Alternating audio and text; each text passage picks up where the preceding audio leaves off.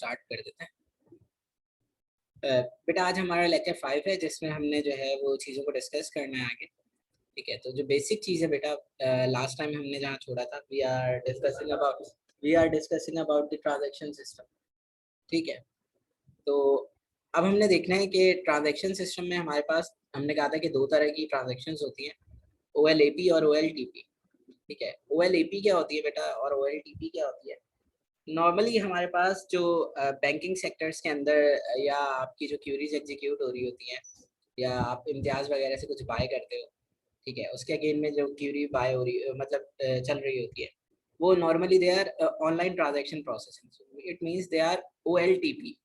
ठीक है, तो ऐसी प्रोसेसिंग जो ऑनलाइन ट्रांजैक्शनल प्रोसेसिंग होती है, they are also known as OLTP processing. और इस क्यूरी को एग्जीक्यूट करने के लिए बेटा हमेशा कुछ स्पेसिफिक पैटर्न होता है, क्यूरीज होती हैं, ठीक है, जिनको आप जो है वो वेदर किसी भी आप उस डेटाबेस लैंग्वेज में बात करें, अगर आप ओरेकल की बात करेंगे तो जो ओरेकल के फॉर्मेट में लिखी जाएगी, अगर आप SQL के फॉर्मेट बात कर रहे हैं तो जिस तरह SQL में क्यूरीज की प्रोसेसिंग एग्जीक्यूट होती है, या MySQL में जो आप query execution query language use कर रहे होगे ना बेटा, उसके अगेंस्ट में आप वो क्यूरी एग्जीक्यूट करते हो और दे विल रिजल्ट जो है ना योर डिजायर्ड पैटर्न। ठीक है, जैसे यहाँ बेटा उन्होंने एक क्यूरी लिखी है कि ये जो है इस क्यूरी के थ्रू अकाउंट की डिटेल्स गेट करना चाह रहे हैं, ठीक है, बैलेंस मालूम करना चाह रहे हैं बेसिकली, कि वो कह रहे हैं select TX date balance from TX table where account ID is this, means के आप अगर ये क्यूरी एग्जीक्यूट करोगे बेटा तो इसका जो बैलेंस है वो आपके सामने आ जाएगा। ठीक है, this is a online transaction processing, इस तरह की जब प्रोसेसिंग की बात करते हैं। जबकि हमारे पास जो बेटा दूसरा फेज है, जो हम OLAP की बात कर रहे हैं, ऑनलाइन एनालिटिकल प्रोसेसिंग, उसमें क्या होता है बेटा, ऑनलाइन एनालिटिकल प्रोसेसिंग में you are going to perform analytical operations on our database and wants to get what you want. ठीक है, इट मींस कि वो इस तरह की क्यूरीज नहीं होती जैसे OLTP की नॉर्मली क्यूरीज होती हैं। इसमें आपको रिजल्ट जो है वो ऑन अ सिंगल क्लिक चाहिए होता है। जैसे अगर मैं सबसे आसान बात करूँ ना, OLTP की जो आपको परफेक्ट एग्जांपल नजर आएगी वो बैंकिंग सेक्टर के अंदर है। ठीक है, कि आप अपना अमाउंट जब विड्रॉ करते हैं या डिपॉजिट करते हैं तो जो बैंक है उसमें वो फॉरेन प्रोसेसिंग हो जाती है। ठीक है, जिस तरह मैंने एक एग्जांपल भी लास्ट टाइम दी थी कि अगर आपके पास अकाउंट में 20,000 रुपए है, सिर्फ जस्ट 20,000 रुपीज, आप एक चेक लिखें और एक बंदा जो है वो ATM कार्ड लेके चला जाए। ठीक है, दोनों जो है पैसे विड्रॉ करवाने। ठीक है, इस सिनेरियो को समझिएगा बेटा, दोनों जा रहे हैं विड्रॉल कराने पैसों का। ठीक है, अब होगा क्या कि जिसके पास चेक है और जिसके पास डेबिट कार्ड है, आपका ATM कार्ड है, दोनों जो है वो प्रोसेसिंग के लिए गए। तो क्या ऐसी दोनों एक ही वक्त में गए, मैं कह रहा हूँ लेट्स सपोज कि सिमिलर टाइम ड्यूरेशन के अंदर है, मतलब वो भी 10 बजे गया, वो भी 10 बजे गया फॉर विड्रॉल। तो अब क्या होगा कि जैसे ही अमाउंट कोई एक विड्रॉ कर लेगा तो जो सेकंड है बेटा उसके लिए अमाउंट जो है वो नहीं होगी। ठीक है, तो वो कहेंगे कि आपका बैलेंस जो है वो कम है या बैलेंस नहीं है इतना, तो उसके बाद आप क्या करेंगे बेटा, किसी एक को वो पैसे मिलेंगे। ये हुआ क्या बेटा, होता ये है इन रियल सिनेरियो कि जब वो प्रोसेसिंग के लिए गया होगा, चेक किया आपका कार्ड आपने पंच किया होगा इन मशीन, तो जिसने पहले ट्रांजैक्शन परफॉर्म कर ली होगी ना, ट्रांजैक्शन परफॉर्म हो गई, जैसे ही ट्रांजैक्शन परफॉर्म हो गई बेटा, वो फॉरन आपका जो अकाउंट है उसके अंदर जो अमाउंट है ना बेटा, वो फॉरन अपडेट होती है। This is an online transaction processing query. कि अगर वो फॉरन प्रोसेस नहीं होता बेटा तो क्या होना था, इस तरह के प्रोसेस में अगर वो फॉरन प्रोसेस नहीं होता तो क्या होता, 20,000 वो विड्रॉल वाला भी ले जाता और 20,000 आपका ATM वाला भी ले जाता, और आपके अकाउंट में कितने पैसे थे, सिर्फ 20,000 रुपए। तो इन रियल टाइम अगर ये रियल प्रोसेसिंग नहीं हो रही होती, रियल टाइम प्रोसेसिंग नहीं हो रही होती इन एन बैंकिंग सेक्टर, तो क्या होता प्रॉब्लम, प्रॉब्लम ये होता है कि वो फिर बैंक को 20,000 रुपये भरने पड़ते हैं। वो कहाँ से लाएगा 20,000 रुपये, बैंक तो 1 रुपया नहीं देता खुद से। तो ऐसे प्रोसेस, ऐसे सिस्टम्स जिनकी आपकी जो प्रोसेसिंग है, जिनका रिजल्ट जो है वो आपको बेटा in a quick manner, in a single click चाहिए होता है, इन रियल टाइम चाहिए होता है, तो these all systems lies in the category of OLTP systems. ठीक है, और जिनके अंदर आप एनालिटिकल क्यूरीज परफॉर्म करते हैं, जिसकी OLAP की मैं बात कर रहा हूँ, उसमें it doesn't depend on a time scenario, but it depends on the execution और required data which you get from the query. उस पर कम्प्लीटली डिपेंडेंट होता है कि आपने उससे क्या क्या चीज़ें पूछी थी और वो आपको वो सारी चीज़ें ला के दे रहा है या नहीं ला के दे रहा। ठीक है, जो एनालिटिकल क्यूरीज होती है ना बेटा, वो they are not dependent on a time. ठीक है, उनके लिए आप 1 हफ्ता भी ले सकते हो, 1 महीना भी ले सकते हो। ठीक है, या इसको आप अगर देखें तो नॉर्मली जो है आपके जो प्रोडक्ट्स होती हैं, जैसे हम यूनिलीवर की बात करें तो यूनिलीवर वाले कैसे बेटा ये फाइंड आउट करते हैं कि ये बिहेवियर कैसे फाइंड आउट करेंगे कि लेट सपोज हमने क्या किया, यहाँ से पाकिस्तान से जो है वो समझ लें 3-4 करोड़ लोग जो है ना वो यूके भेज दिए। ठीक है, और एक नई कॉलोनी बन गई वहाँ। अब क्या होगा कि वहाँ की जो शॉप्स हैं उन्हें इनिशियली तो नहीं पता होगा ना बेटा कि क्या क्या नीड्स हैं इनकी, किस किस चीज़ों की इनके पास ज़्यादा डिमांड होती है। तो क्या होगा कि for a time being after 2-3 years और 10 ईयर्स, तो वो क्या करेंगे बेटा, वो कैपेबल हो जाएंगे, they are digging into your data which you get from there markets. ठीक है, तो आप कुछ भी बाय करेंगे, whether you buy dairy products, whether you buy clothes, whether you buy your dresses, whether you buy your cell phone, जो भी चीज़ आप बेटा वहाँ से बाय करोगे, तो उनकी जो सराउंडिंग्स हैं उसमें। 1 मिनट बेटा, मैं एक कॉल ले लूँ।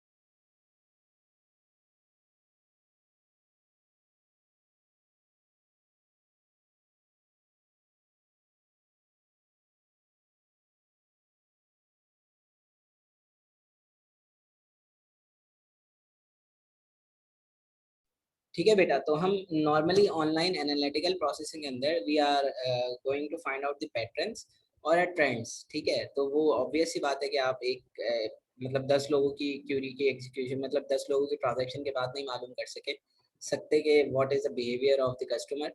इसके लिए ज़रूरी होता है बेटा कि at least you have so many records. It means जैसे डेटा वेयर हाउस होता है नॉर्मली, तो डेटा वेयर हाउस में आपकी जो क्यूरीज होती है ना, they are not dependent on real time processing, क्योंकि डेटा वेयर हाउस में आपके पास जो डाटा होता है बेटा वो 50 साल, 60 साल, 10 साल, 20 साल इतना पुराना डाटा होता है, तो आप उस पर क्यूरी कर रहे होते हो। तो जब आप उस पर क्यूरी कर रहे हो तो बेटा, तो they are not lie in the OLTP, they are lie in the OLAP systems. ठीक है, तो आपको फर्क पता चला बेटा आप लोगों को ऑनलाइन ट्रांजेक्शन प्रोसेसिंग और ऑनलाइन एनालिटिकल प्रोसेसिंग में क्या डिफरेंस है? कौन एक्सप्लेन करेगा मेरे लिए इस चीज़ को, या फिर मैं नाम लेके पूछ लूं?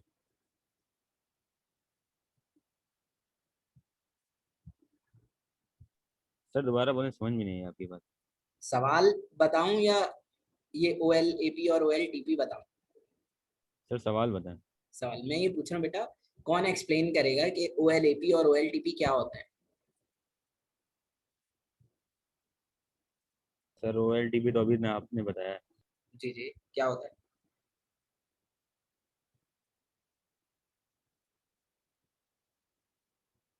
यही तो पूछ रहा हूँ, एक्सप्लेन करना है आपने। सर रियल टाइम ट्रांजैक्शन होता है ना, OLTP, जैसे बैंक में होता है। कोई और एग्जांपल बैंक के अलावा? सर इजी पैसा वगैरह, जैसे साथ साथ ट्रांजेक्शन आईडी आ जाती है आपके पास, ट्रांजेक्शन जो हो रहा होता है। हाँ, मतलब जो आप अमाउंट डिपॉजिट कराते हो या विड्रॉल करते हो, फॉरन फॉरन मैसेज आता है। जी सर। ठीक है, जी सर। अगर 1 साल बाद मैसेज आए तो आप वो सर सर्विस फायदा यूज नहीं है ना कोई करोगे? 1 साल आने का। सर ये तो एनालिटिकल होगा। नहीं, एनालिटिकल नहीं हुआ, रहा वो OLTP, लेकिन फिर वो आपके किसी काम का नहीं है ना बेटा। आपके अकाउंट में से कोई पैसे निकाल के चला गया और आपको 1 महीने बाद पता चल रहा है या 1 साल बाद पता चल रहा है, तो फिर तो वो भी कुछ नहीं सकता। Yes sir. ठीक है, तो और कौन बताएगा? थोड़ा सा और डिटेल में बताएं आप लोग, कौन बताएगा? सर अगर मेरे पास कोई बंदा आता है और मेरा एक सिस्टम बना हुआ है और वो कहता है कि मुझे इस बंदे का रिकॉर्ड निकाल के दे दो, मुझे अभी चाहिए, तो उस पे जो क्यूरीज लगी हुई होंगी वो OLTP होगी, मतलब मुझे उसी वक्त उसको क्या कहते हैं, डेटा चाहिए होगा।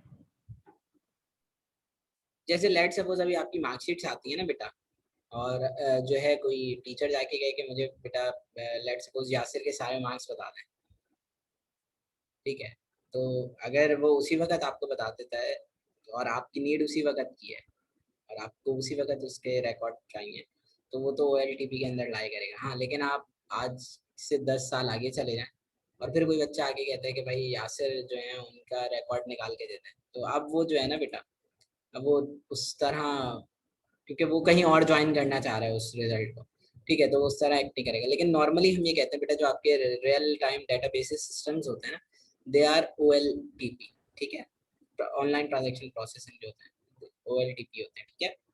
और जो आपका डेटा वेयर हाउस होता है नॉर्मली, उसमें जो क्यूरीज एग्जीक्यूट होती हैं वो आपकी OLAP होती है, ठीक है। जबकि डेटाबेस स्पेसिफिक क्यूरीज किस तरह की होती है बेटा? इस तरह की होती है कि सेलेक्ट करें balance, age, sales, gender from customer table, where age between 30 and 40 and education, मतलब डिफरेंट डिफरेंट फ्लॉज होते हैं उसमें, डिफरेंट डिफरेंट स्टेप्स होते हैं, आप उसके अकॉर्डिंग उसको सर्च करना चाहते हो, ठीक है। तो ये इसमें हमारे पास एक बेसिक सा डिफरेंस है, ठीक है। यहाँ हम देख लेते हैं कि बेसिक डिफरेंसेस क्या है। आपका जितने भी बेटा OLTP सिस्टम्स होते हैं, आप स्टूडेंट रिकॉर्ड की बात करें या आप बैंकिंग सेक्टर की बात करें या कहीं की भी बात करें बेटा, तो जब भी आप बेटा, जो लोग प्रोग्रामिंग कर रहे हैं, ठीक है, जो लोग रियल टाइम अभी ऑफिस में काम कर रहे हो बेटा आप लोग, तो जब भी आप कोई क्यूरी एग्जीक्यूट करते हो या कोई रिकॉर्ड एंटर होता है, तो बेटा वो रिकॉर्ड किसी पर्टिकुलर क्यूरी के मतलब पर्सन के अगेंस्ट में जनरेट होता है ना, किसी प्राइमरी की के अगेंस्ट में। मतलब आपका फर्स्ट रिकॉर्ड भी होगा आपके डेटाबेस सिस्टम में, तो your system will assign some primary key to that record, ठीक है। लेकिन जो डेटा वेयर हाउस या OLAP की क्यूरीज होती हैं, they don't need primary keys, ठीक है, but your OLTP must contain a primary key, ठीक है। इसमें no concept of primary index, लेकिन जो आपकी OLAPs हैं उनके अंदर प्राइमरी इंडेक्स यूज होता है बेटा। जबकि OLTP will return you a few records, but in analytical queries you can get so many rows in return, ठीक है। नॉर्मली आपके OLTP के अंदर नॉर्मली बात हो रही है, मैं यूज अ सिंगल टेबल, जबकि डेटा वेयर हाउसेस के अंदर में यूज मल्टीपल टेबल्स। OLTP में हाई सेलेक्टिविटी ऑफ क्यूरी, कि जो क्यूरी लिखी जाती है ना बेटा, वो बहुत स्पेसिफिक होती है, बहुत समझ लो कि टुवर्ड्स दैट पर्टिकुलर कंडीशन और अ क्राइटेरिया होती है, ठीक है। जबकि जो आपके डेटा वेयर हाउस या OLAP की क्यूरीज होती हैं, they are low selectivity of query, they are not more focused towards the entity or a person or a record, but they were more concerned about the depth or relation between the objects, ठीक है। Indexing on primary की इसमें unique होती है बेटा, मतलब कि इसकी आसान एग्जांपल ये है कि बेटा एक बार अगर किसी को कोई एक की असाइन हो गई है, प्राइमरी की कोई वैल्यू असाइन हो गई, तो बेटा वो दोबारा रिपीट नहीं होती। प्राइमरी की कभी भी जो है वो रेपिटेशन में नहीं आती, ठीक है। लेकिन जो OLAPs हैं बेटा, उसमें it depends, it not necessary कि that you have a unique key, non unique key से नॉर्मली काम हो रहा होता है इसमें, because they are not focused towards a primary key, so that's why they are not focused about the indexing on a primary index, ठीक है बेटा। तो ये डिफरेंस है इनमें। कोई पॉइंट ऐसा बेटा जो आप लोगों को नहीं समझ में आया तो पूछो, या अब तक जितना पढ़ा है उसमें कोई पॉइंट ऐसा है जो नहीं समझ प्राइमरी में? इंडेक्स क्या चीज? एड्रेस बेटा। ठीक है सर। और कोई, और किसी का कोई क्वेश्चन बेटा? सर ये हाई सेलेक्टिविटी ऑफ क्यूरी और लो सेलेक्टिविटी ऑफ क्यूरी ये समझा देंगे? देखिए बेटा, high selectivity of query means कि when you are more focused towards a particular student record, मतलब जैसे मैं कहूँ कि भाई मुझे ना वसी के नंबर मालूम करने हैं, मतलब इन 4-5 सेमेस्टर्स में कितना है, ठीक है। तो मैं क्या हुआ कि I am high selectivity towards the query, ठीक है, मींस के वसी डेटा रिकॉर्ड, ठीक है। बट अगर मैं ये कहता हूँ कि यार मुझे ना मीन बता दो सेमेस्टर 5 में जितने भी स्टूडेंट्स हैं ना इनके रिकॉर्ड का, तो I am not focused to any one person when I am getting an analytical result, ठीक है। जबकि आप OLTP में जब होते हो बेटा, तो you are more focused towards a particular record, particular entity, particular candidate. Clear हुआ बेटा? Okay sir, thank you. और किसी का कोई क्वेश्चन बेटा? अरे बेटा हम लोग, अगर हमें नहीं समझ में आता था ना, हम सारे दोस्त एक एक करके सारे सवाल पूछ लेते तो सब कुछ क्लियर हो जाता। तो 2 लोग पूछते हो, मतलब बाकी क्लास या तो सब समझ में आ गया होता या कुछ भी समझ में नहीं आया होता।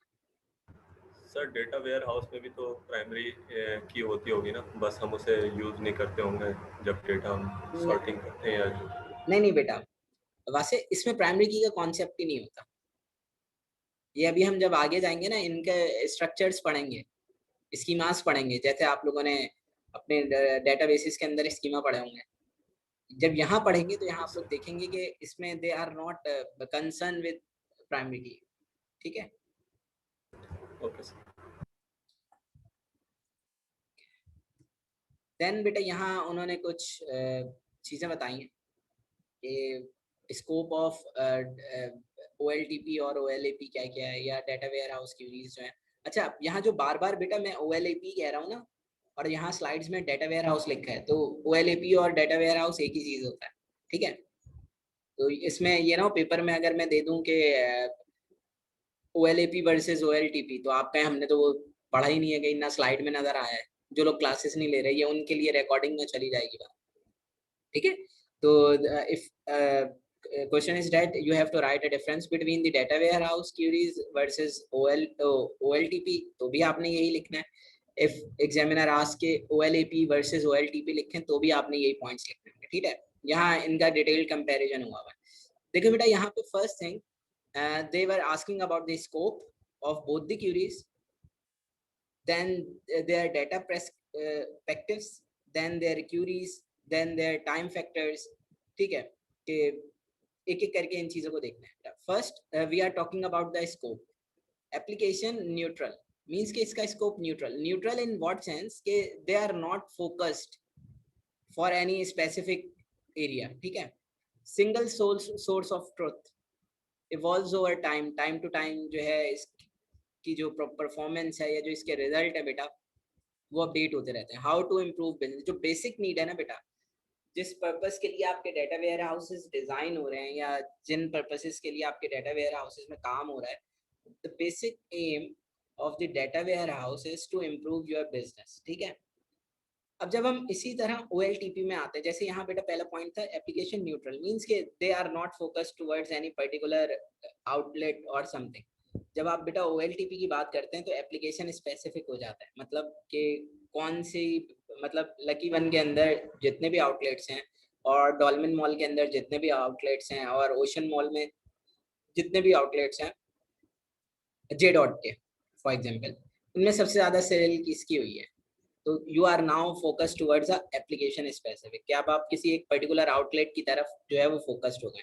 तो जो आपको बेटा रिजल्ट मिलेगा वो भी इसी तरह मिलेगा कि किसी एक ब्रांच का नाम आ रहा होगा। जबकि यहाँ एप्लीकेशन में आप देखेंगे तो you are not focused towards a particular record, आप ये देखेंगे कि किस किस ब्रांच के अंदर क्या क्या सेल हुई है, ठीक है। सिंगल सोर्स ऑफ ट्रुथ, आप मतलब कि किसी एक को जो है वो एक ही बार में पूरा रिकॉर्ड देख के गेट कर लेते हैं। मल्टीपल डेटाबेस, जबकि दूसरी तरफ क्या है OLTP में, मल्टीपल डेटाबेसेस विद रेपुटेशन, वहाँ आपके पास डिफरेंट हर जो आउटलेट है उसका अलग अलग डेटाबेस होगा, फिर वो जो है वो अपनी क्यूरीज जो है वो मतलब अपना रिकॉर्ड जो है वो डेटा वेयर हाउस में भेजेगा, तो उससे single source of truth generate होगा। वरना आपकी जो मल्टीपल डेटाबेसेस विद रेपुटेशन है वो आपके हर आउटलेट के लिए। ऑफ द शेल्फ एप्लीकेशन, यहाँ क्या था, इवॉल्व ओवर टाइम, ये of the shelf application means कि एक दिन का रिकॉर्ड आ गया तो आ गया, उसके बाद उस रिकॉर्ड से उन्होंने कुछ नहीं करना होता OLTP वालों ने, मतलब जो डेटाबेसेस के सिस्टम्स होते हैं, वो रिकॉर्ड बना खत्म हो गया, दैट्स एंड। 9 बजे स्टार्ट हुआ था, 9 बजे बंद हुआ है आउटलेट, तो जितनी ट्रांजैक्शंस हुई हैं उन सबकी पर्टिकुलर डेट के लिए रिकॉर्ड था। उसके बाद नेक्स्ट डे में उसमें कोई चीज़ कुछ ऐड सम कुछ नहीं कर सकते आप, ठीक है, कुछ माइनस नहीं हो सकता उसमें से, कोई एडिटिंग कोई कुछ नहीं कर सकता, बस जो था वो था। लेकिन जब आप डेटा वेयर हाउस की बात करते हैं बेटा, you can your records can be evolve over a time. और OLTP basically runs the business, आपके बिजनेस को रन करने के लिए यूज हो रहा है, जबकि दूसरी तरफ डेटा वेयर हाउस जो है बेटा वो they were focus towards how you can improve your business. अच्छा, अब डाटा पर्सपेक्टिव्स क्या है बेटा, कि हिस्टोरिकल और डिटेल डाटा होती है हमेशा इंफॉर्मेशन इसमें, और समहाउ कुछ समरीज जो है वो जनरेट कर सकते हैं आप डाटा वेयर हाउसेस के अंदर। लाइकली डी नॉर्मलाइज्ड और नॉर्मलाइजेशन का तो याद है ना बेटा, आप लोगों ने क्या पढ़ा था?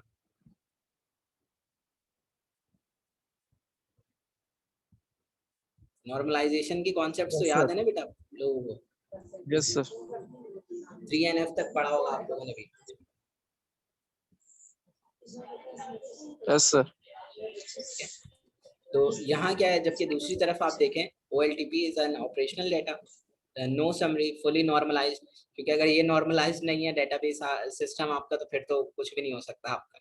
तो जो OLTP है they are more focus towards fully normalised, no, और इसमें से समरी रिपोर्ट्स इस तरह की जनरेट नहीं होती जैसे आप जो है वो डाटा वेयर हाउसेस के अंदर जनरेट करते हो, and they act as an operational data while your data warehouses queries are normally, बल्कि लाजमी तौर पे कि वो हिस्टोरिकल और डिटेल डाटा को कंटेन करती हैं। जब हम बेटा बात करते हैं क्यूरीज की, हार्डली यूजेस प्राइमरी की, number of research return in thousands, तो ऑब्वियस ही बात है बेटा, जब आप डाटा वेयर हाउस की किसी क्यूरी पे कोई क्यूरी एग्जीक्यूट करने जा रहे हो, और जैसे मैंने अभी बात की कि कराची के सारे जेब डॉट के आउटलेट्स हैं उन सबका रिकॉर्ड, तो आप जब डाटा वेयर हाउस में क्यूरी लगाओगे बेटा वो आपको थाउजेंड्स ऑफ रिजल्ट्स नजर आ रहे होंगे, जबकि आप किसी एक पर्टिकुलर मतलब आउटलेट पे जाके आप क्यूरी एग्जीक्यूट करोगे तो they will result in 100 records, ठीक है बेटा।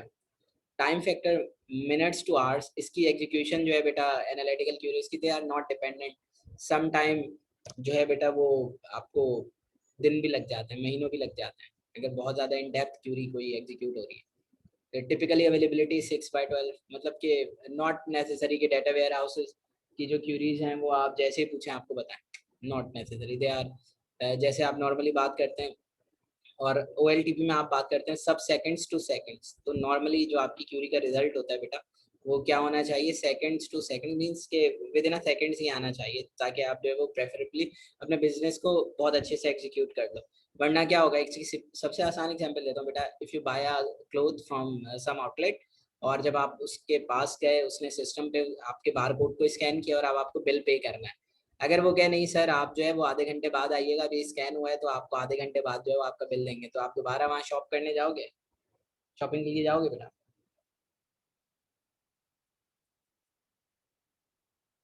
नहीं सर। क्यों? क्योंकि आपकी तो नीड क्या थी, मैंने अभी बाय किया है, मैं अभी लेके जाऊँ इसको, या अगर वो बोले 2 दिन बाद आइएगा, आज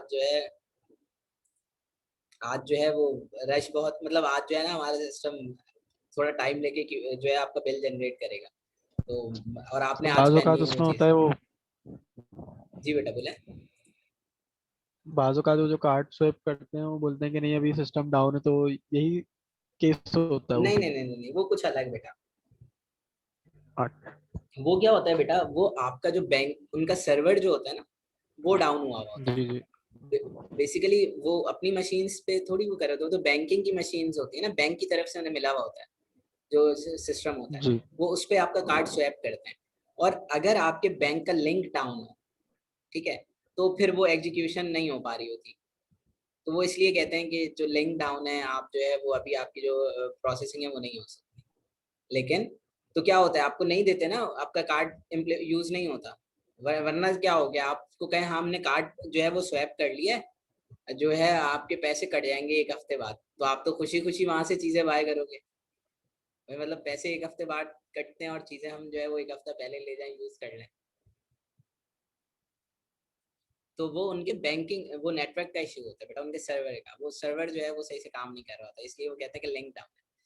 इसी तरह बेटा आपकी जो अवेलेबिलिटी है इन डेटाबेस सिस्टम वो आपकी 24/7 होनी चाहिए, अगर वो 24/7 नहीं है तो वो कभी भी कामयाब नहीं हो सकता सिस्टम, ठीक है। मतलब 24/7 से मुराद ये नहीं है कि अगर दुकान बंद हो तब भी वो चल रहा, इट मीन्स कि whenever you need it will provide you result, ठीक है। ये इस सेंस में बात हुई। इसमें बेटा किसी को कोई पॉइंट नहीं समझ में आया तो पूछ।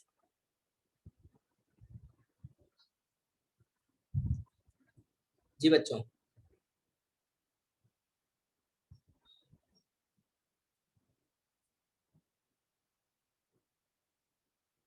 क्या हुआ, सो गए बच्चे सारे? क्लियर है सबको यहाँ पे? Yes sir. ठीक है, जी सर। ठीक है। अब हम यहाँ आते हैं बेटा, कंपैरिजन ऑफ रिस्पांस टाइम। जब हम बात करते हैं बेटा कंपैरिजन ऑफ रिस्पांस टाइम, ये ऊपर बेटा वो जर्नल सा एक कंपैरिजन है, ठीक है, detailed comparison. But when we talk about the comparison of response time, तो क्या होता है बेटा, इन OLAP जो आपकी डेटा वेयर हाउस क्यूरीज हैं, must be executed in a small number of second, ठीक है। Often requires denormalization and oversampling. Complex queries script and large list selections can be generally be executed in a small number of time. Sophisticated clusterings, for example, data mining algorithms can be generally be executed in a small number of hours, even for hours of thousands of customers. ठीक है, यहाँ उन्होंने बेटा आपको एक comparison बताया, जबकि आप वहाँ क्या बात कर रहे थे कि आपकी क्यूरीज जो हैं वो with in number of seconds होनी चाहिए। यहाँ ये बता रहे हैं कि इनकी जो क्यूरीज जो हैं वो इट नॉट नेसेसरी के उनकी एग्जीक्यूशन टाइम तो मे बी स्मॉल हो सकता हो, लेकिन जो उसको राइट करना है, क्यूरी को राइट करना है, वो बहुत एक लंबा प्रोसेस है। मतलब लंबा इन सेंस के उतनी जल्दी एग्जीक्यूशन नहीं होती जितनी उनकी सॉरी उनकी क्यूरीज को लिखना आसान है, ठीक है। Often requires denormalisation. नॉर्मली जो आपकी डेटा वेयर हाउस की या OLAP की क्यूरीज होती हैं, दे require denormalization while your OLTP queries are always focused towards normalization, ठीक है। इसमें जो है आपका कॉम्प्लेक्स क्यूरी स्क्रिप्ट लिखा जाता है और बहुत सारे सेक्शंस को मिलू के, मतलब कि बहुत सारे जिसको आप कॉलम्स कह रहे होते हैं, उन कॉलम्स को देखते हुए उस क्यूरी को एग्जीक्यूट किया जाता है। और सम टाइम उसके बेटा रिजल्ट को गेट करने के लिए you can move towards a traditional algorithms which you study in design analysis of algorithm, but you have to move towards a data mining algorithms, ठीक है। उसमें नॉर्मली आपके पास ये जो क्लस्टरिंग एल्गोरिथम है ये हमने पढ़ना भी है। तो क्लस्टरिंग एल्गोरिथम में बेटा क्या होता है कि आपको सिमिलर प्रोडक्ट्स को या सिमिलर ऑब्जेक्ट्स को एक क्लास में रखनी है। बेसिकली क्लास जो क्लस्टरिंग का कॉन्सेप्ट है ना, वो chunks of groups of classes होती हैं, जिसमें आप नॉर्मली ये कर लें कि रेड बकेट है तो उसके अंदर सारी चीजें रेड जाएंगी, अगर ब्लू है तो उसके अंदर सारी चीजें ब्लू जाएंगी। इस तरह आप जो है वो सेग्रीगेट कर रहे हो क्लस्टरिंग के अंदर। वो हम इन डेप्थ देखेंगे जब हम इनको पढ़ रहे हैं, ठीक है। यहाँ तक किसी को कोई मसला बेटा? इस स्लाइड में कोई सवाल?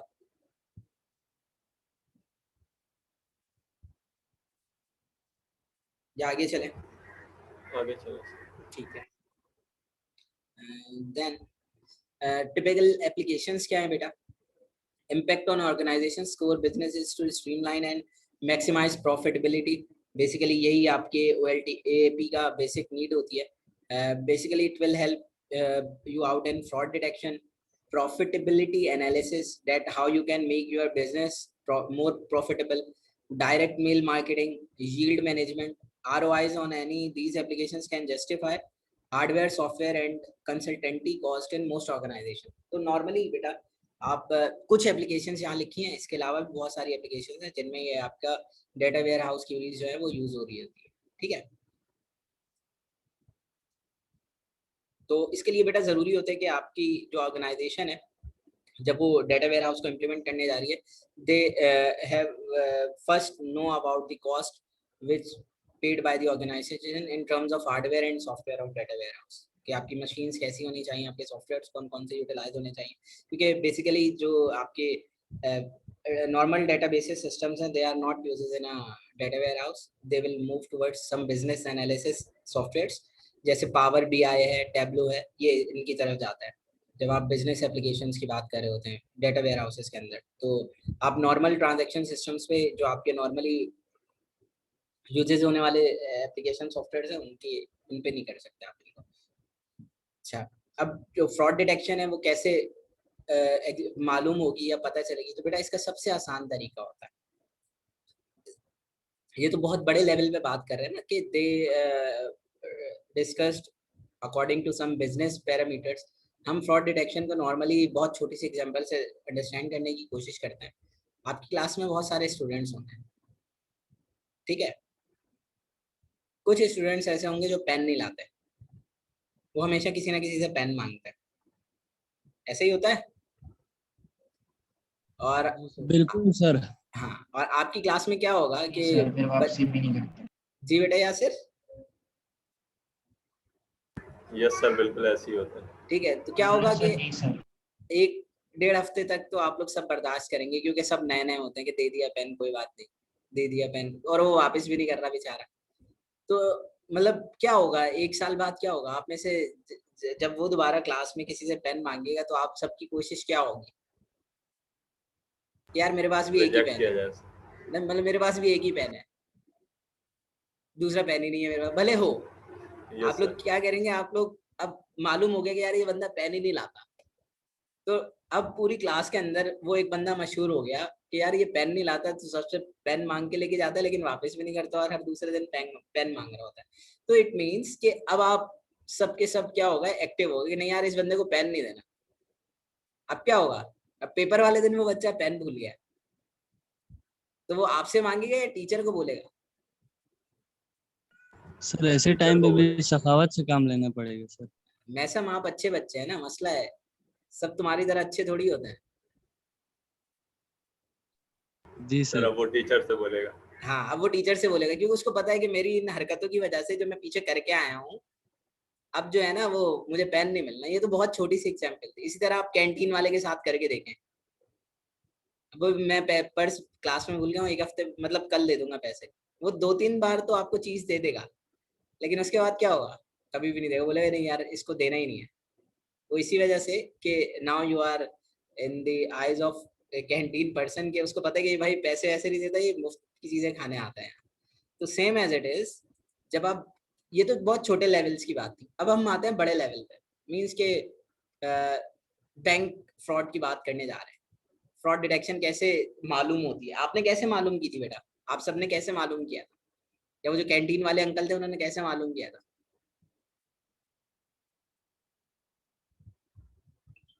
सर उसके पास रिकॉर्ड थे। हाँ, मतलब उसके पास रिकॉर्ड से भरोसा करके। भरोसा, बेटा भरोसा,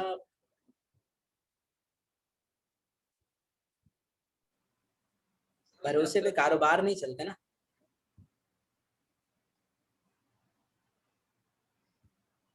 बैंक आपके भरोसे पे चल सकता है। No sir. नहीं ना, मतलब आप बोलो बैंक वालों को यार आज मुझे ना अकाउंट में मेरे 50,000 नहीं है, आप मुझे जो है ना वो 100 रुपए ही मांग लो खाली, यार आज 100 रुपए दे दें, कल मैं जो है ना वो आगे जमा करा दूंगा। वो अलग बात है कि मैनेजर जेब से दे दे या कोई और काम करे, लेकिन वो आपके अकाउंट में नहीं दे, अकाउंट